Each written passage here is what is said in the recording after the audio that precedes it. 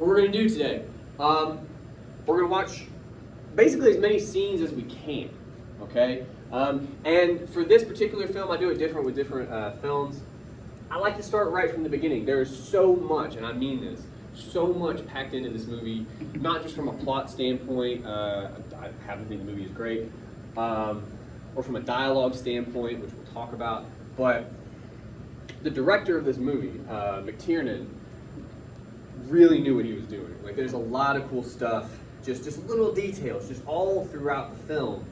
And basically, I have two goals today, okay? Number one, I want to the best of my ability, help you guys inventory possibilities, okay? So what we're gonna do with the first couple scenes we watch, my only direction for you is going to be, watch it. Hopefully you've watched the movie by now. Don't tell me if you haven't, it was perfect. We'll watch the scene and pay attention. Not like you maybe normally would when watching a film. That's for entertainment, okay? This is the same mode we operate in when we look at these poems, right? What is being said, what is going on, but also, do you notice anything that stands out as potentially significant, right? Little detail here or there, just like you would in a line, okay? I want you to jot that down, or if you trust your memory, I guess do that, but I don't know if I would trust my memory. I would probably take notes. That's the first order of business, just inventory. I want you to understand, to some degree, the possibilities that are presented in a movie like this, okay? After we do that, we're then gonna dive into those inventories and we're gonna talk about some of that stuff. Some things will present better opportunities than others. Again, just like poems, it's no different, okay?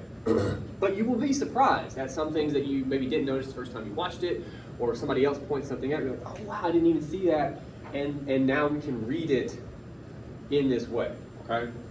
We'll see what we can do. All right. Oh, and I mean, you guys saw it, you weren't here. Guy came through, fixed the sound.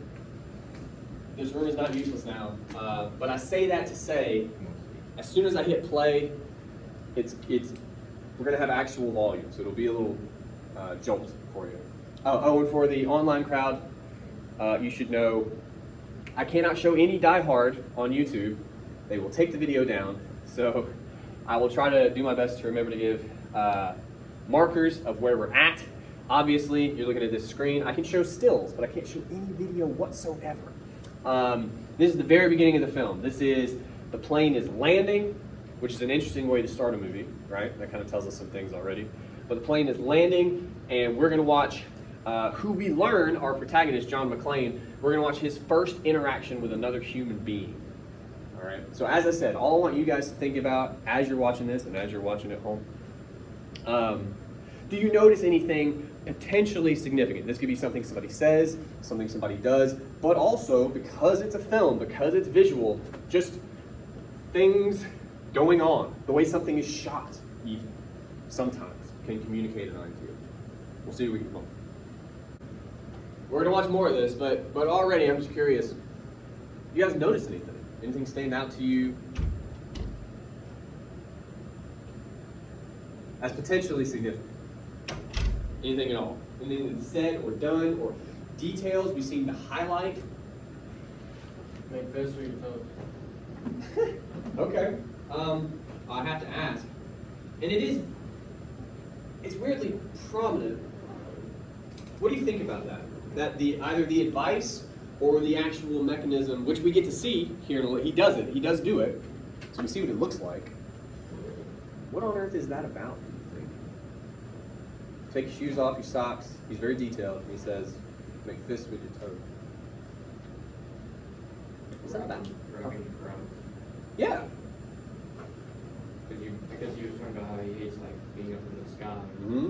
So once you get back on the ground, you gotta enjoy every moment of this and grab it. And really feel it in a way that we, take for granted. You take this for granted until maybe you don't have it, right? You're up there somewhere.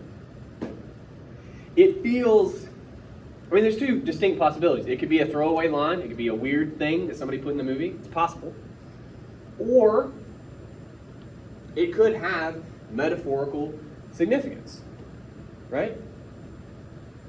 At this stage, I'll go ahead and ask, does anyone have a theory about that line? I do, but I'm not going to share it yet. That's fine. But again, we're not even 2 minutes, 3 minutes into the movie. But if you have a notion like that, it's important you write it down. Because you may stumble across something later that's like, oh wait, okay, now I get sort of what else is going on there. And I would put my life savings actually on that line is actually pretty important. But cool, okay, very good. Anything else you guys noticed? I said we're only like 2.5 minutes in. Yeah. He's carrying a gun. Yeah. Airplane. His fellow passenger notices that. Why? Let's start with the literal. Why is that literally significant in this scene? Where is he? He's on a plane. He's on a plane. You can have a gun plenty of places. Plane, not one of them. But he's allowed, apparently.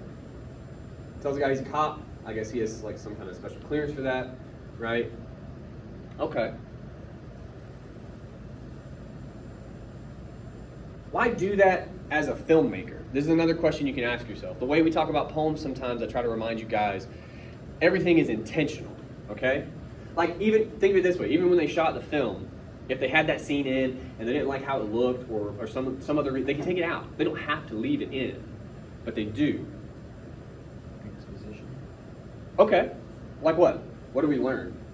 About that he's been a cop for 11 years. We get some backstory, right? Sure.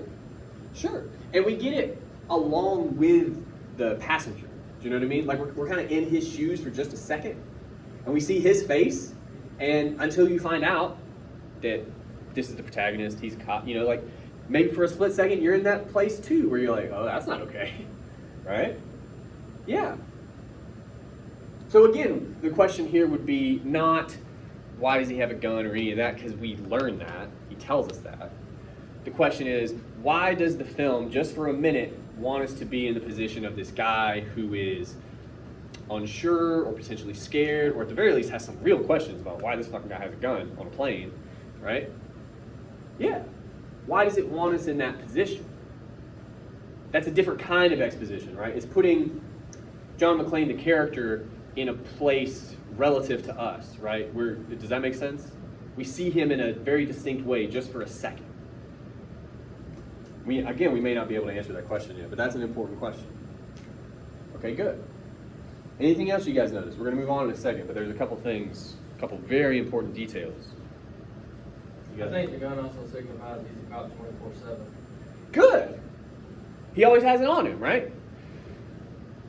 Interesting too, because another way to communicate that, probably an easier way in some respects, would cause less confusion for this other guy, would be what? What's another way to say you're a cop 24/7? Yeah. Yeah. If he opened it in his badge, you're like, oh, he's a cop, you know? A gun is similar, but also different, right? In some pretty important ways. So while the gun does communicate cop, what else might it communicate that maybe a badge doesn't? What is a gun? Yeah. It's defense, but it's also offense. It's power, right? I'll take it all the way back to, let's say, Little Boy. Any of the poems we talked about, but Little Boy not having control, not having power. In the grand scheme, a gun may not change a lot. You know, you're not going to like run the government with a gun, although some people think you can. But you damn sure are going to run a room. You know what I'm saying? There's power there too. And I think that kind of brings us back a little bit to being in the position of that other passenger. If he has a question as to why does this guy have a gun, that's also, well, this guy's in charge right now. I thought I was telling him, I was giving him advice on what to do about a plane. He can tell me damn near anything he wants, as it turns out. Right?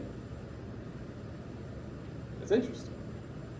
It's an interesting way to tell us that he's a cop, right? There's a level of power there, there's a level of control, which, I'll go ahead and tip my hand a little bit, disappears though it's at a certain point, right? We learn about half an hour into the film, he's not in control. He does what he can, but he's not in control. Hans Gruber's in control, right? Oh, I should ask too, I always like to ask, you guys know that Snape, right? Isn't that weird? This was his first movie. Anyway. All right. Anything you might have missed? Oh, when we open the film, and I know this is kind of grainy. I mean, it's a downloaded copy as well, but it's, anybody, the first shot of the film, other than the plane, where do we start? Do you guys pick up on that? What's going on here? He's gripping the camera. He's gripping the thing, so you already know he's terrified.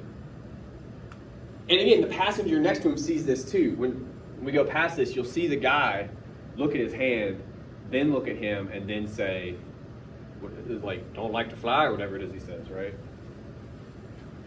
This is our introduction to the character, and we learn two things immediately.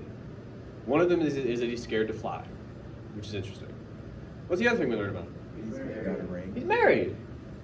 Those are the two things we learn about him from the jump. We don't even know what his face looks like yet. All right? He's scared to fly, and he's married, and that's it.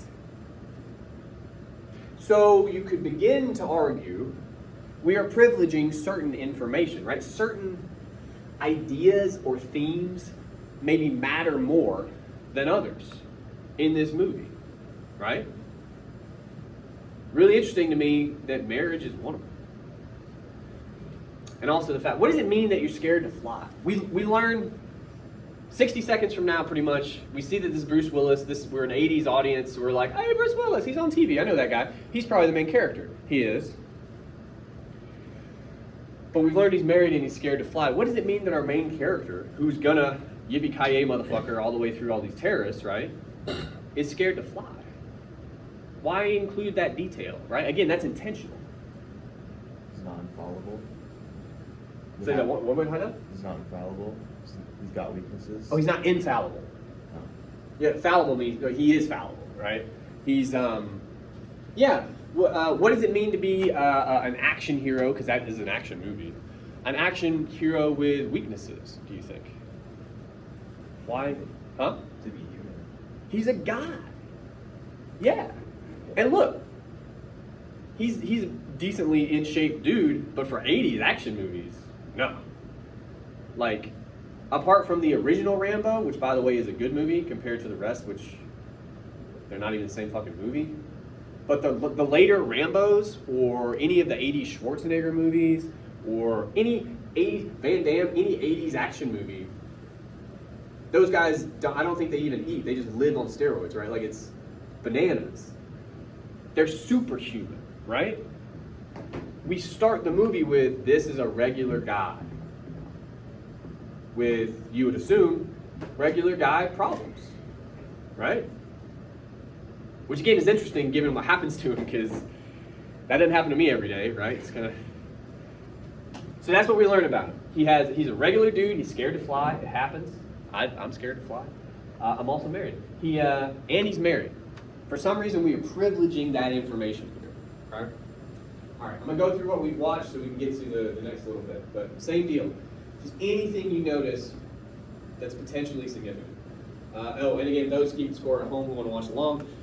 Now we're gonna watch through the scene we just watched, and we're gonna watch through his interaction with the flight attendant immediately after this.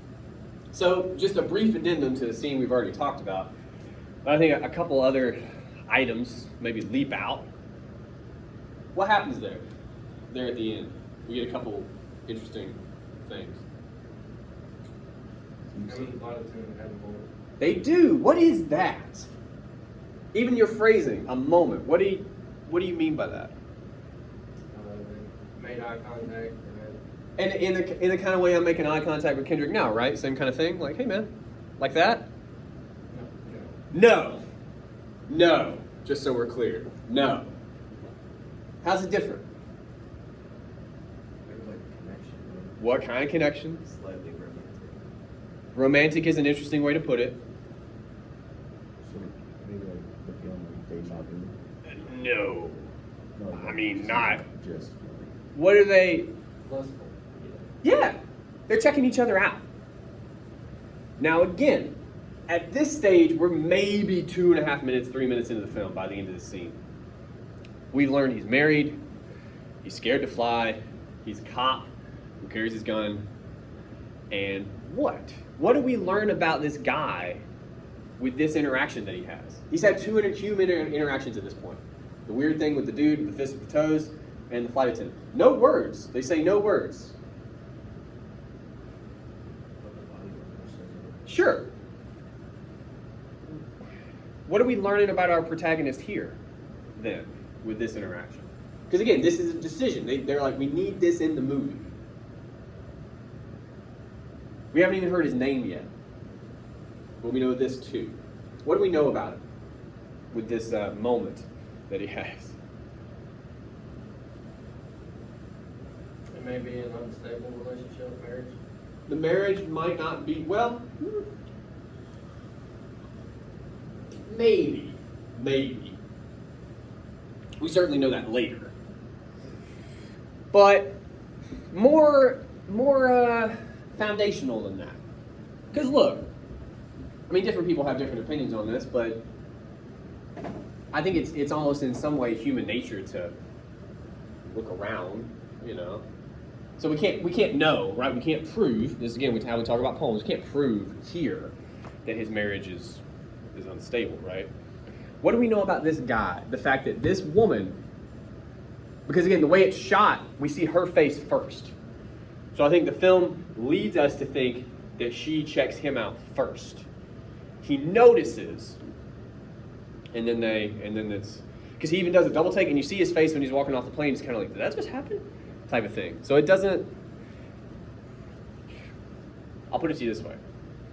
Why does the film have us see that she checks him out? Right? Why do that? What do we learn about this guy? Emphasizing his manhood. How? Like Showing- specific. Showing that he's attractive. That women want him. Right? Again, that's a decision. What are the things we know about this guy? Scared to fly, married, carries his gun on him, he's a cop, and the ladies want him. That's interesting. The film is privileging that information here. The way I would think about this very, very opening scene, again, because it's about to give us the title of the movie. We haven't even have the damn title of the movie yet, okay? At least I think I'm remembering right. But we get kind of a very quick character sketch. These are the things you have to know about this guy. I think you kind of hit it on the head. So much of it, in the same way we've been talking about this far this semester, seems wrapped up in stereotypical depictions of masculinity, right? What are the boxes you need to check to hit that, right? A lot of the concerns that the speakers have had in the poems we've read have similar values. 3 minutes into the movie, it's like he is nailing all of these, right? But he's still different, right? He's not superhuman. He's just a regular guy, but he is a guy, importantly. So that's interesting. Okay. Next scene, we're gonna learn a little more about him. We're gonna get his name finally. He's in the airport. He's about to meet Argyle, who is, he's a really good character. You don't see him enough in the movie. He's a really good character. We're gonna meet him, and we're just gonna watch John McClane walk through the world. Okay. We're gonna watch the rest of the scene, but again, we learn a couple things about him, a couple more things. What happens here? Anything you notice? He checked out the car. He did. Now this is a little different from the flight attendant, right? I think you could very easily argue she initiates that, she checks him out first. He sees that she's checking him out, and then that's a hard thing not to at the very least engage with. It's like, are you checking me out right now? Like that's gonna happen, okay? So he's sexually viable. Women want him. Okay. Next scene, we learn he also can appreciate the female form. We learn he's heterosexual. We learn, which is like super normal for the 80s, right? But he's heterosexual. We got to check that box, right? More to the point, I mean, the woman is dressed in what would be less and less seen as like a revealing outfit nowadays. I mean, you got to remember this is 1988. It's a little more conservative socially, so, you know, he appreciates that. definitely checks her out. Checks another one of the boxes. What does he say? He says something here. California. One word. California. So we learn a couple more things. We learn apparently where we are. Okay. What leads him to say that? Literally first. Why does he say it? Something happens. Her outfit. That, and what happens? She does something. She jumps up on the boyfriend. You would assume her boyfriend. Yeah. Well, how is he taking it? The way she jumps on her. He's kind of implying a conclusion he's drawing based upon how she leaps onto that guy. They're at the airport, so he could assume that she missed him. Yeah. Like as a buddy? Oh no. Thank you. Okay, we have to be specific. It's very different, right? It's very different. Okay, so he is interpreting that as a very mild sexual act, right? Probably at least in part due to how she's dressed. Probably at least in part due to, she's a younger woman. So again, in the way that we're talking about our protagonist, she's sexually viable, right? But again, the film is telling us, implying at least, he's thinking these things when he says California. So now we're associating all of that somehow with the idea of California, right? What on earth? Why does he say California there? The way that he says it too, right? He goes, California. They're known to be a little bit more free spirit. Okay. What's that got to do with this young woman? Free spirited, like how? I would imagine always sexual ways, day-to-day life ways, that there's just a little bit Just more across the board. People just jump on each other in the airport. It's madness out here. Sure. Again, we're not saying you necessarily, but this is again another thing we learn about this guy. We learn first of all that I guess he's not that way, so that implies he's a little more conservative socially, right? He's probably not getting jumped on or jumping on people at the airport type of guy. Okay. And we learn he associates that with California, which is where he is. So he's telling us two things here. The place he's at, he doesn't belong. He doesn't belong there. He's in opposition to something he finds, I said that weirdly, he finds foundational to the place he's in, right? And then of course, they tell us what that thing is, which is the overall capital F freedom. Some people would say too free, right? Again, and we've done the California thing before in Beauty, right? The guys, the exhibitionists and everything else. This is an old stereotype. So maybe you're also kind of learning he's got some old ideas kind of kicking around in his head. That's potentially interesting too. Now we're going to talk to Argyle. I'd just like to get to the next part of the... Oh, and I forgot to mention, sorry guys, we just watched the end of that scene. You can watch it real quick. You didn't miss much. They're just now in the car. All right. I kind of hit you with that one really quick because I just want to finish that scene. They only talked for a second. Did we learn anything else about these characters or what's going on? He's not good at social cues. Why do you say that? When Argyle gives him the compliment, like, nice bear, he just stands there and stares at him. He doesn't know what to do. What'd you say? He doesn't know how to accept it. Yeah. Why? We're in the land of theory now. We can think about. Why do you think that is? Why does he struggle in that moment? There's a couple of reasons, possible reasons. Maybe they don't do that in New York. Well, what is leading you to think that? So we're going to walk into that. Whenever I think about New York, I think uptight people compared to California, more liberal, more free-spirited. And a bit more, it's cold there, right? And we weirdly associate the climate, I think, too, with demeanor. But the point is, I agree, the same kind of stereotypical associations we have with California, we have a similar, different, but similar kind of association with New York, right? People do that with the South as well, like every place has got a thing. But yeah, he kind of embodies that why are you talking to me mindset, for sure. So on the one hand, he's representative of this East Coast stereotype. Okay. Why else? There's other things we could consider as well. Argyle says, nice bear. And he goes, he just kind of looks at him. And then he says, what are we supposed to do next, or something like that, right? Maybe that's not something the man's supposed to say to him. It's weird. We just checked all of these boxes of why he's a capital M man, right? Even, and again, it's the 80s, you could do this. What's he do right when he gets into the terminal? Lights up a cigarette, you know? Just kind of very like, what the fuck am I doing here type of thing, right? So he's a loner, he's independent doing that. And he gets here to Argyle and he's like, you want to talk about my bear right now? Like that kind of mode. He comes off, the article I'm going to have you read for next time, as an asshole. The article I'm going to have you read several times calls him an asshole. But, again, I think it's intentional, like in that capital M man sort of way. In some situations, you're expected to be a bit of an asshole, right? Why? Why, if we're reading him that way for a second, can't he respond to nice bear? Why doesn't he have anything, good or bad, to say to that, do you think?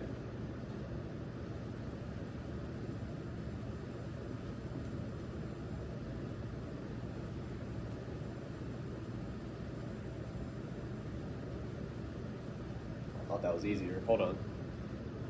We'll start with this. Why did he have a bear at all?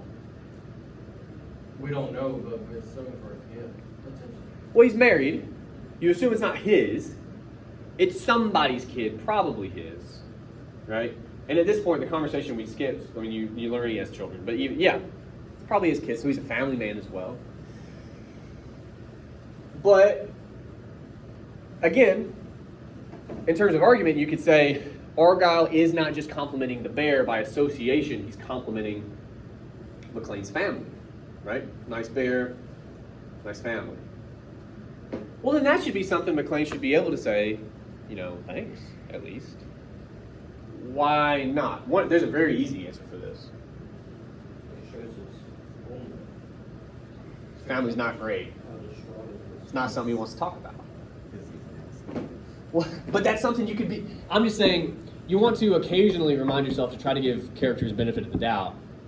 What we've learned about his family up to this point, you could be an asshole a little bit, not want to talk about that. That's anybody. Man, woman, orangutan, you don't want to talk about that, right? That's perfectly normal. Now, though, like in a paper, you could say, you know, of course, blah, blah, blah, this is naturally new. However, if we're still thinking about, like in a body paragraph, this character as a capital M man, and this other man, young man, Argyle, compliments the bear, thus complimenting the family. McLean, again, you could argue, almost seems to take that as a bit of an insult, right? In the way that he responds. Why? What's the issue here if we're thinking of McLean as this capital M man? If Argyle unintentionally points out his kind of fractured home life. Why doesn't he like that being pointed out? Huh? How so? I mean, another way to think of it, it's a kind of a gut punch, right? But I'm just like, why for McLean as a man? Because everything up until this point in the film has had us appreciate the fact that is what he is, right? And here, we're reminded along with him that his family is kind of broken. So what? What's that got to do with him being a man?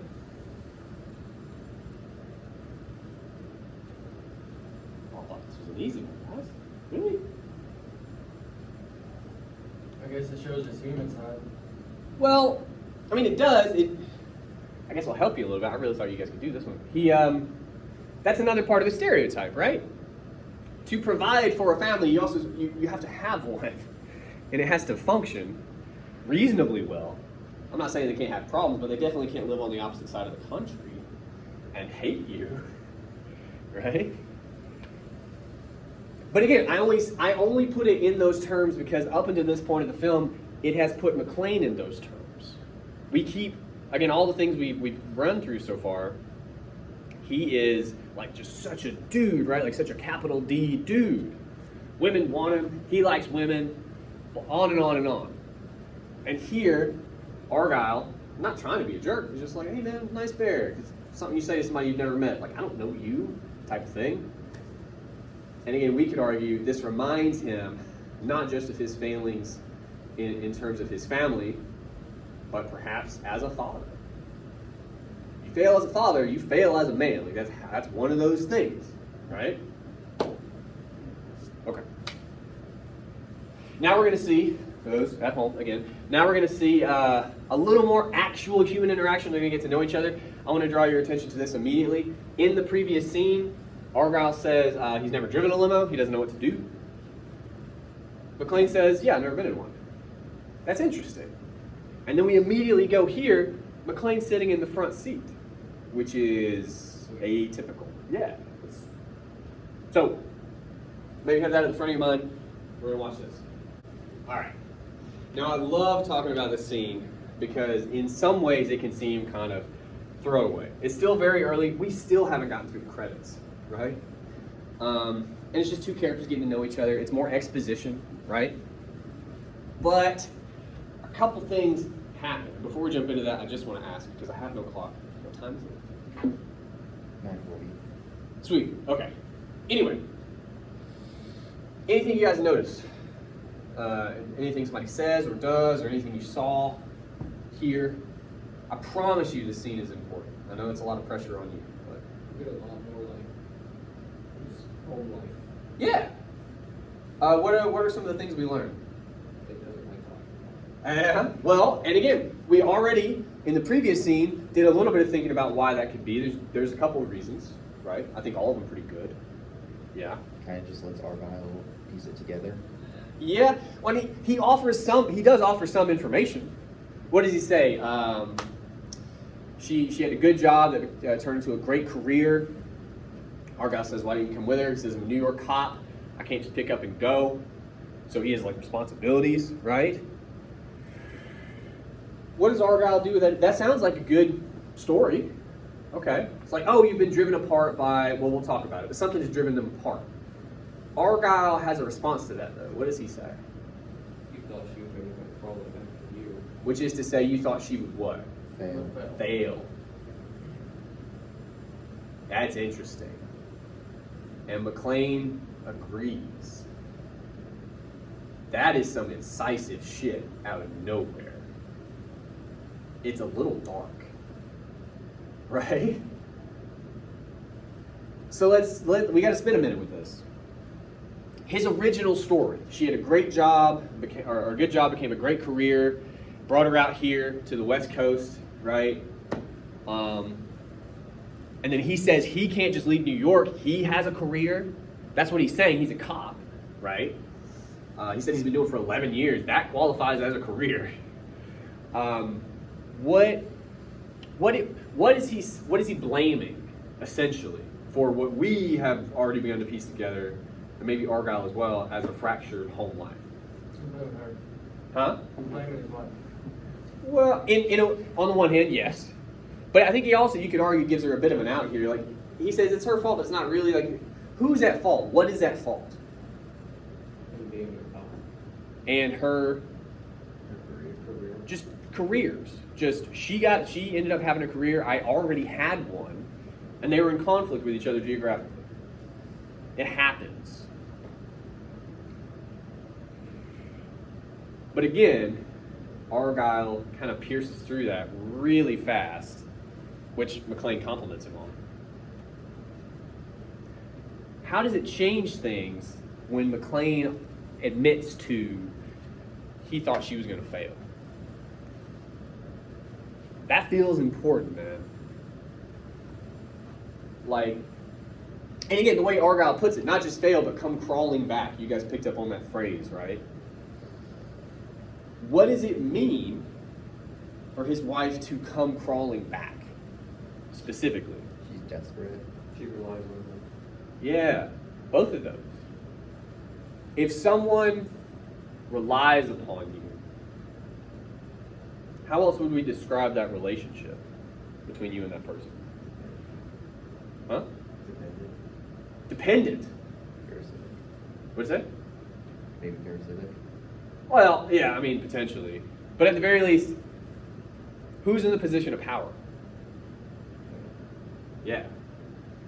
That's interesting. That's really interesting. Again, for everybody keeping score, so much of the early part of the movie has been, here's all the way this guy's a capital M man. We learn he's a little bit socially conservative, at least compared to California, right? So maybe he's got like slightly older ideas about how some of this stuff should work. And then Argyle, in different words, says, you want to be the head of the household, huh? And McClane goes, yep. And I'm not saying head of the household is always a nefarious thing. I'm not saying McClane is nefarious either. But the way they put it, right? I always tell you, quote for language, come crawling back to you, is a very interesting way to put it, and a very interesting thing for McClane to agree with. So, yep, that's what I wanted. Or on her knees. Get over here. So we know not just the kind of guy McClane is, but we also have learned a lot about his values, okay? As a man. As our hero. He's the hero in the movie, right? So in some ways, this is what he's fighting for. All this stuff. That's interesting. All right, we're going to watch a little more Argyle. Again, for those of you at home, we're going to watch until they pull up to the building. We're not even at the building yet. All right. So again, most of the scene, I think, seems kind of innocuous, especially when you're just watching the movie. We'll break it into two halves. I want to talk about the song in a minute, but in some ways it has less to do with the second half of the scene, which is, again, their interaction. Do you guys notice anything in how they're talking to each other, or again, anything they do with each other that maybe might be significant? What does Argyle say to him? Again, it's not even what he says, right? It's how he says it. Do you remember what he says? Yeah. Which implies he knows that this guy doesn't. So he's trying to help him out. Argyle's a good dude. Caring for some random guy he just met. Yeah. Although he ends the conversation in an interesting way. He reminds him, it's like, hey man, I'm helping you out, but you help me out too. That's it's an interesting thing to have in there. It's kind of funny, right, to the audience. But why do that? Why make sure we know Argyle is going, I think, well beyond what he is required to do here to help this stranger out, help this guy out? Why do that, do you think? Maybe he relates somehow. Okay. And again, we're in the land of theory. We're in the land of possible arguments. How might he relate to McClane here? We're not 100% sure on that, but he can read McClane very well. Very well. Very well. So if he can read him very well, it's potential that he has history. So He has maybe a similar history. And it's interesting too, and we're going to talk about this more in just a second, but certain parts of the scene also serve to highlight how different these two characters are.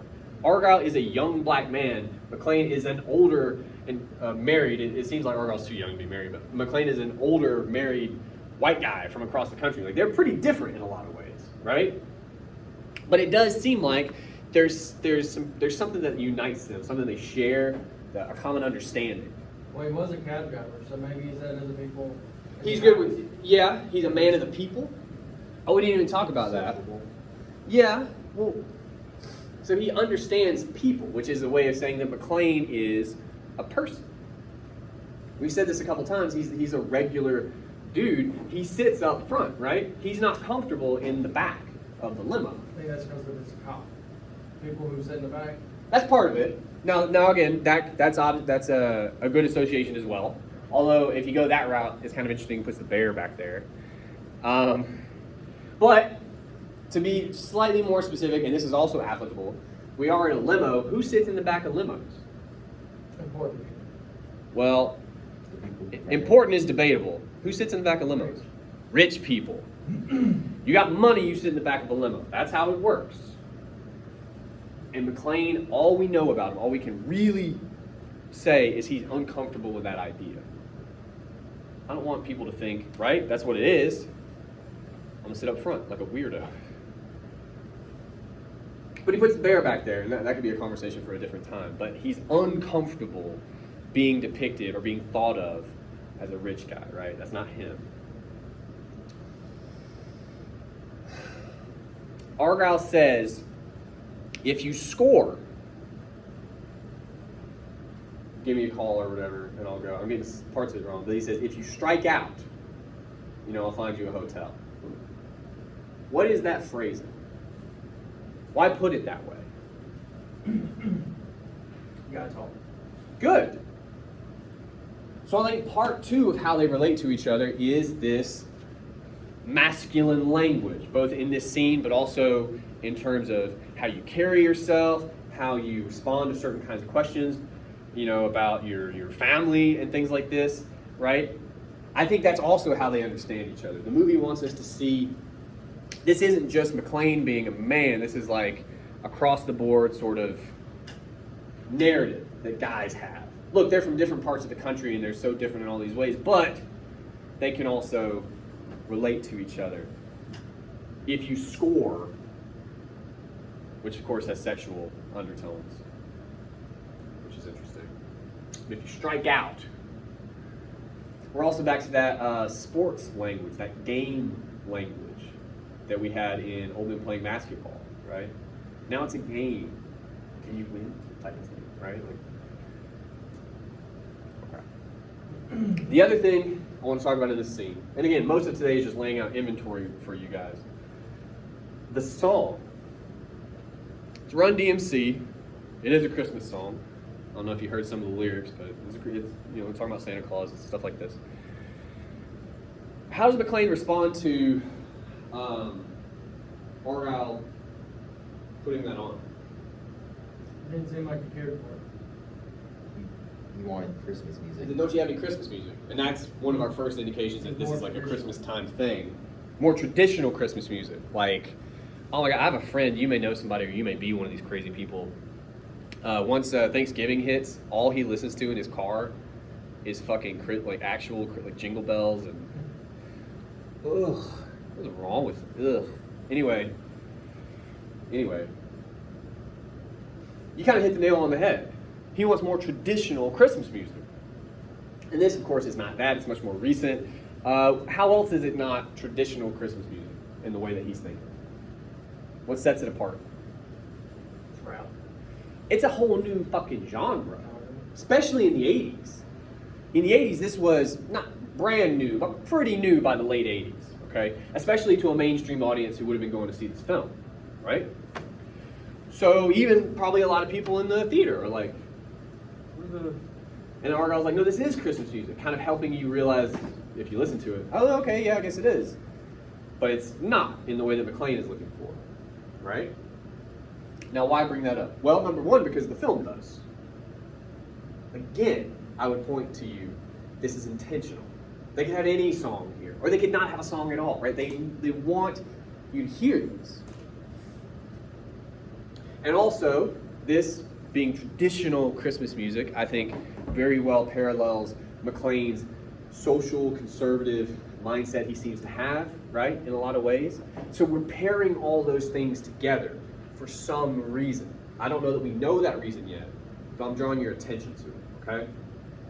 Another way to think about all of this, I want to kind of wrap it up for you really neatly. In all the ways that McClane is apparently socially conservative, and there's different ways to talk about that, but one of the big ones is what we learn about in this car ride, the relationship he wants to have with his wife. The way I always describe it is like a very 1950s kind of, Nuclear family? do what? Like a nuclear family? Yeah, but like I have a job, I go out and get the money, you stay home and raise the kids, I'm in the position of power, I'm head of the house. He seems to want that. The film, interestingly, pairs that with he wants traditional Christmas music. So that would tell you, going forward in the movie, anytime you see anything having to do with traditional Christmas, right? It wants that question in your mind. Like we're somehow, some way thinking about social conservatism versus something else, something new, something different, and what the question is between those two mindsets. It seems like the movie keeps bringing it up, and I'm just telling you, it's going to keep doing it now. This is it. This is the director telling you. So is it showing that the world is moving forward, but McLean is still gripping on to possibly the past? Maybe. Actually, I'll quote McLean and say you're very quick, or very fast. Yeah, I think so. And now what I want you to, you have that on your radar now when you look at other parts of the movie. Like, is this going on here? What time is it, by the way? Sorry, I'm 96. Hey, it should be a good place to break. Let's take a break. We'll take a break. We'll come back at 10:10, okay? And we'll watch as much as we can.